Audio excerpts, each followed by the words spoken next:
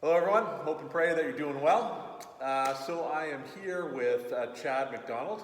Chad, good to see you. How are you doing today? Amazing. Awesome. So first of all, many of you folks know out there that Chad and I have got a few things in common, a few connecting points. We go to the same church. We're here in front of the baptismal font in which Chad was baptized. I got to baptize Chad way back in 2004 on Easter 2004. And Chad and I connected over volleyball. First, I was his coach, and then he was an assistant coach with me on the volleyball team or two, and so that was a connecting point.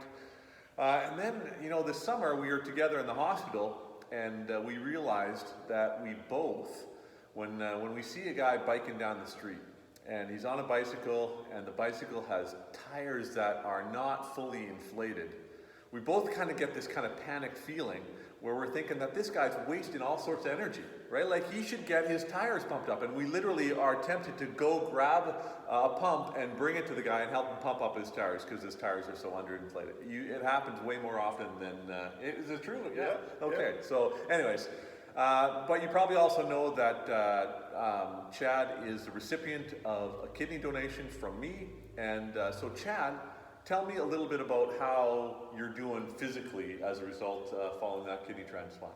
To be honest, it feels like I didn't just get a kidney from you. It feels like I stole somebody's whole body because the way I feel is I haven't felt it in years. So it's the incredible feeling of feeling more normal, feeling like what everybody else feels like. Right. Kind of back to your former self before the whole kidney stuff. Yeah, before I even knew I was sick. Right. So, let's imagine, so just over a year ago, we did a video encouraging people in our church and in the community to consider signing up for a living kidney donation possibility, targeting kind of you. We're like, hey, we know Chad needs a kidney. What would happen, where would you be at right now if you didn't receive a kidney? I probably wouldn't be working anymore because it was starting to take a toll on me.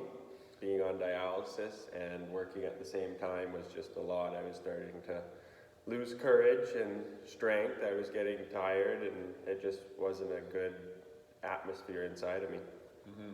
So doing well on that front. We won't talk about whether you're allowed to work or if you're working already. We'll just point out that he is a male, so he may be doing more than no. Anyways, but so that's exciting.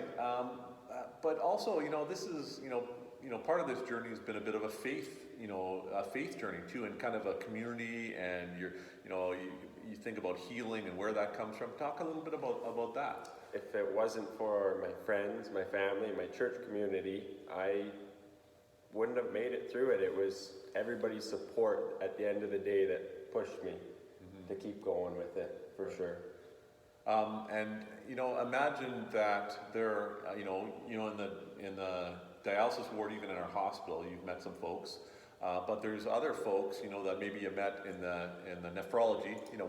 We know lots of terminology there. In the kidney ward down at St. Paul's, there's people that you met there that, if they didn't have a kidney donor, where would their life be at? And so there's people out there like that right now who are waiting to receive a kidney.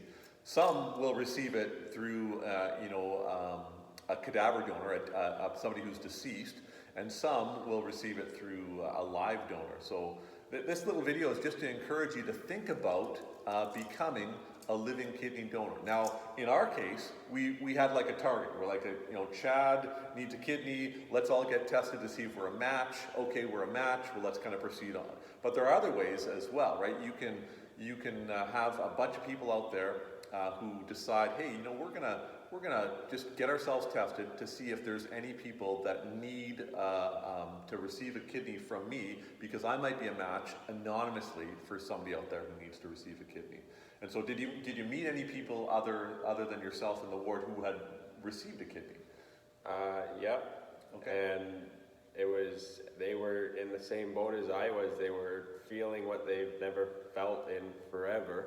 Mm-hmm. And there was one fella that had been waiting 15 years, and he finally received one, and he was having complications a little bit, but he was happier than he's been in he could remember. So right. It's so cool to talk to some of these people that did receive a kidney. Right. So this is a fellow who's been suffering with kidney disease for 15 years, Yeah. and then finally. So not everybody. The point here is also that not everybody has like a family or community, church community, or even broader community like you do. Some people are, they don't know that many people, and so the body of people that get tested is pretty small. And so the invitation here is, we've got some information that's going to be at the end of this video. Just Google Kidney Donation BC and check out the information from the Living Kidney about living kidney donation. And as I mentioned, we'll just include a link to that at the end of the video. Anything else that you want to say as we close out? I am so lucky and thankful what I've received from Joel here, and it feels amazing to be back on track and everybody else in the community and God looking over us. So thank you. Awesome. Okay, and so Chad and I, we're going to say this last line here in unison. So to all of you, the peace of Christ be with you all.